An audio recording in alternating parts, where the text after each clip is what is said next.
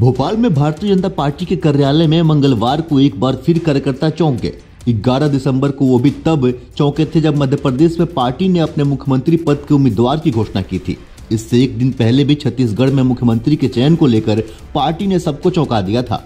मंगलवार को राजस्थान की बारी थी, क्योंकि वहां पर मुख्यमंत्री का नाम की घोषणा होने वाली थी। कार्यकाल के अतिथि कक्ष में लगे टीवी पर राजस्थान की खबर आ रही थी, तभी वसुंधरा राजे सिंधिया ने भजन लाल शर्मा के नाम की घोषणा कर दी।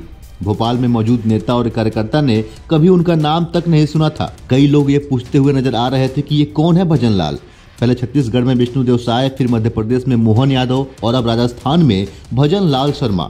राजनीतिक जानकारों का मानना है कि चौंकाने वाली राजनीति में भारतीय जनता पार्टी ने अब महारत हासिल कर ली है। कम चर्चित चेहरों को शीर्ष पदों पर जिम्मेदारी सौंपने का सिलसिला जो भारतीय जनता पार्टी ने शुरू किया है वो जानकारों की समझ से परे है, क्योंकि पार्टी के इस कदम की अलग अलग तरीके से व्याख्या की जा रही है।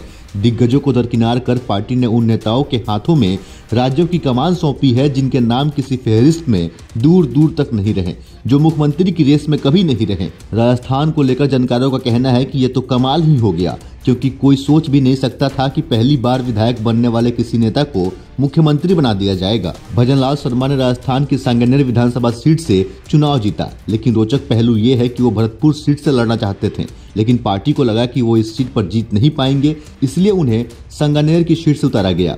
वो न सिर्फ जीते बल्कि उन्होंने कांग्रेस के प्रतिद्वंदी पुष्पेंद्र भारद्वाज को 48,081 वोटों से हरा दिया। लेकिन कहीं से भी संकेत नहीं मिल रहे थे कि वो राजयोग लेकर चुनाव में उतरे हैं। छत्तीसगढ़ और मध्य प्रदेश में जिन्हें मुख्यमंत्री घोषित किया गया है उनके पास चुनाव लड़ने का पहले से अनुभव रहा है, मगर भजन लाल के मामले में सारी अटकलें और सारे गणित धरे के धरे रह गए। मध्य प्रदेश की राजधानी भोपाल में जिस दिन भारतीय जनता पार्टी के विधायक दल की बैठक बुलाई गई थी, उस दिन प्रदेश कार्यालय में नवनिर्वाचित विधायकों का फोटो सेशन भी हुआ। बड़े नेता सब सामने की पंक्ति में कुर्सियों पर बैठे हुए थे। इनमें मुख्यमंत्री शिवराज सिंह चौहान और इस रेस में शामिल सभी बड़े नेता केंद्रीय पर्यवेक्षकों के साथ मुस्कुरा रहे थे। तीसरी पंक्ति में खड़े मोहन यादव मुश्किल से ही पहचान में आ रहे थे, लेकिन कुछ ही मिनटों के अंतराल के बाद मोहन यादव आगे की पंक्ति में सबसे प्रमुख नेता बन गए। ये पहली बार ही हुआ होगा कि छत्तीसगढ़ की राजधानी रायपुर, भोपाल और जयपुर में भारतीय जनता पार्टी के मुख्यालयों पर मौजूद नेता मुख्यमंत्री के नामों की घोषणा के बाद सकेत में आ गए हों। जो पत्रकार रायपुर और जयपुर में मौजूद थे उनका कहना है कि घोषणा के कुछ मिनटों तक वो कार्यकर्ताओं और नेताओं को कुछ समझ में ही नहीं आया कि ये क्या हुआ। भोपाल में भी यही नजारा था, जहां मुख्यमंत्री की कुर्सी की दौड़ में शामिल नेताओं के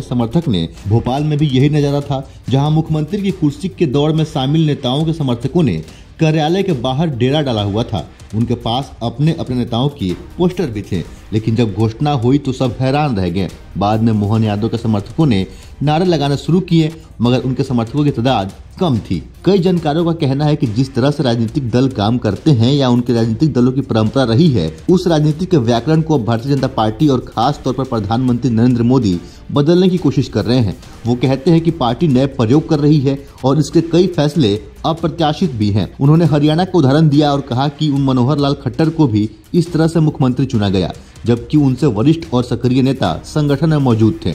उसी तरह वो कहते हैं कि महाराष्ट्र में भी देवेंद्र फडणवीस को मुख्यमंत्री बनाकर पार्टी ने कद्दावर मराठा नेताओं को चौंका दिया था। फिर फडणवीस को उप मुख्यमंत्री भी बना दिया गया। एनसीपी के अजित पवार को भी उप मुख्यमंत्री हैं, जबकि शिवसेना के एकनाथ शिंदे मुख्यमंत्री हैं। कुछ लोग कहते हैं कि सिर्फ इतना ही नहीं, उत्तराखंड में तो विधानसभा के चुनाव हारने के बावजूद पुष्कर सिंह धामी को मुख्यमंत्री बना दिया गया। ये सिर्फ भारतीय जनता पार्टी और सिर्फ मोदी ही कर सकते हैं।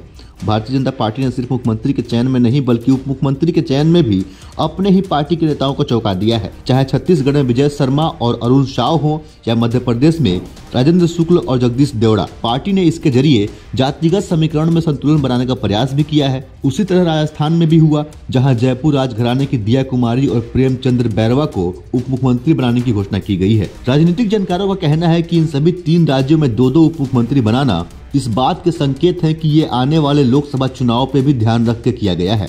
वैसे 2 उप मुख्यमंत्री फार्मूला भारतीय जनता पार्टी महाराष्ट्र और उत्तर प्रदेश में भी आजमा चुकी है।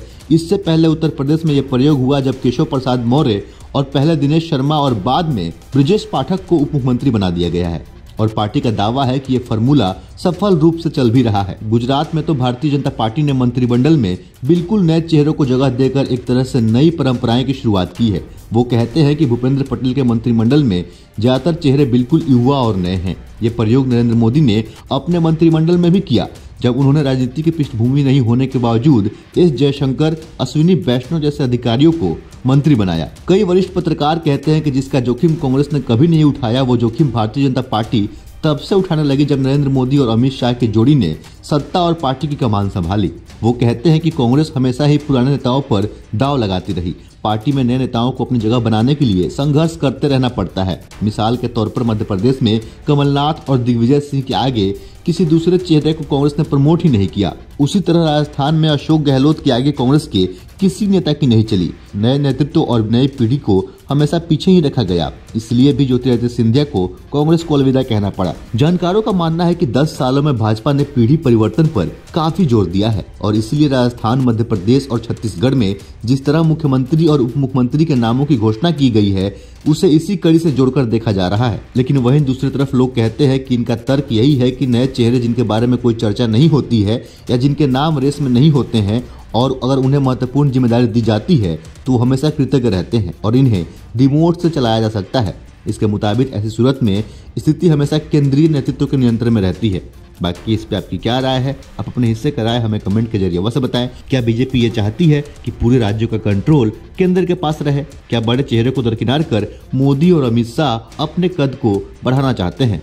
बाकी इस पे आपकी क्या राय है? अपने हिस्से का राय हमें कमेंट के जरिए अवश्य बताएं। फिलहाल के लिए इतना ही। ऐसे ही अन्य खबरों को देखने के लिए जुड़े रहें सहारा समय के साथ। अगर आप हमें फेसबुक पर देख रहे हैं, पेज को लाइक करें, फॉलो करें।